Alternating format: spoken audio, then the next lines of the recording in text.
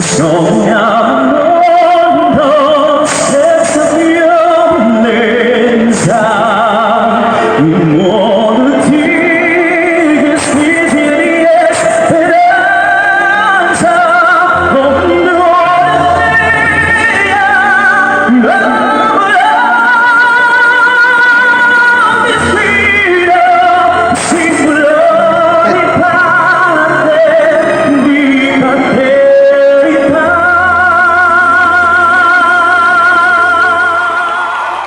Hello guys, good day na naman po sa inyong lahat. Andito na naman po muling nagbabalik ang inyong lingkod, Marcolet. Bago po ang lahat, nais ko po sanang anyayahan, imbitahan ang mga hindi pa po nakaka-subscribe dyan na maaari po sanang pakipindot po ang subscribe button dyan sa baba ng aking video nang sa gayon po, pareho po tayo nakasmile katapos ng video. Ngayon guys, muli nating balikan si Sir Jeffrey De La Torre sa kanyang pag-awit dahil mayroon tayong na-discover sa kanya sa kanyang boses. So, ito ang abangan natin guys at wag na nating patagalin. Let's go guys, panoorin natin to.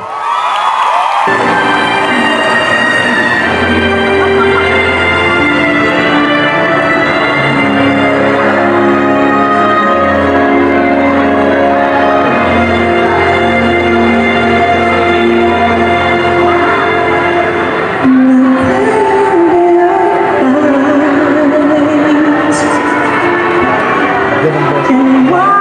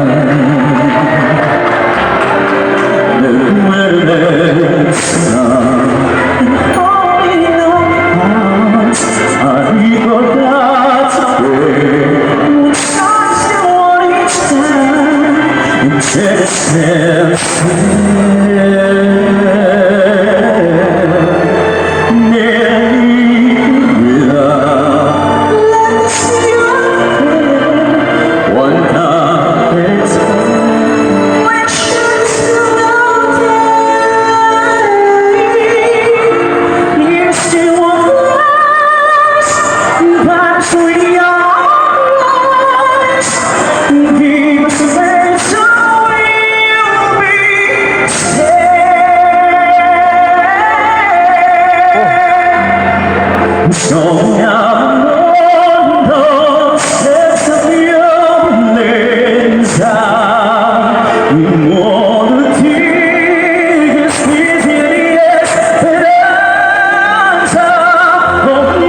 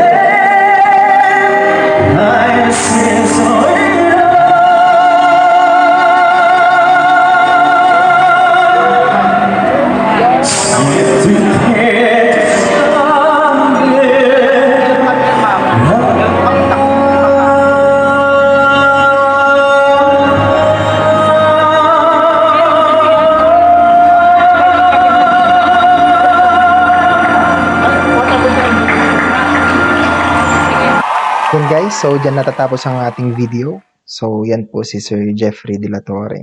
At yan po ang kakaibang talent ni Sir Jeffrey De La Torre na aking nadiskubre. At bukod dyan, sumali pala si Sir Jeffrey sa The Clash. So normal na pala sa kanya talaga yung mga ganyan.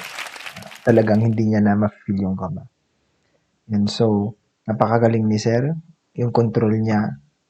At saka yung kanina bago matapos yung kanta, untik na nakabenta yung ng speaker ng video okay.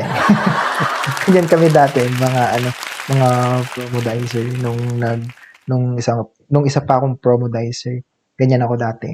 So minsan pagka tinatamad akong kumanta or parang paus, wala sa timing yung boses, pag may mga customer na gusto makikanta, pinapakanta ko. Tapos bibigay ako ng flyers, mga ganyan. Tapos may mga lalapit. Tapos yun, start na yun na maipopromote ko na yung video okay. Hindi man sila bibili sa ngayon, parang at least na bigyan ko sila, na-demohan ko sila. Yun nga, talagang kakaiba yung boses ni Sir. Pero dati pa naman, kung iisipin nyo, normal na sa atin na mga Pilipino na kumanta ng ganyan na dalawang boses. Baga, mayroon tayong tinatawag noon, nung panahon na doble cara. Yan, so napapanood natin sa ABS noon. Doble cara, yung lilipat yung babae, tapos biglang lilipat yung lalaki ng ganyan. Parang nakalimutan natin na kaya talaga natin mga Pilipino. Marami talaga tayong talentadong Pilipino na kayang gumawa ng mga ganyan, na nagboboses ng babae, tapos nagboboses ng lalaki. Ewan ko lang kung makaka-relate yung mga kabataan ngayon, pero nung panahon ko, bata pa kasi ako nung nagkaroon ng doble cara. So, napapanood ko siya sa TV. Talagang nakaka-amaze siya. Tas pag sa mga probinsya, mga fiesta, mga ganyan, meron tayong mga patimpalak, may mga patimpalak, mga ganyan, kasi nauso talaga yung doble cara. Noon pa naman, mayroon ng tawag ng tanghalan. Hindi na yung tawag ng tanghalan ngayon, bali pangalawang na yan. Hindi na yan yung tawag ng tanghalan noon. Mayroon na talagang tawag ng tanghalan noon pa. Ayan, diyan nagtatapos ang ating reaction video. Yan, so maraming salamat po sa mga nanood, sumusubaybay sa aking channel, sa mga nagla-like, sa mga nagko-comment, sa mga nagsusubscribe sa akin. Maraming salamat po. Muli po, ito po ang inyong lingkod, Mark Ulit. Bye-bye!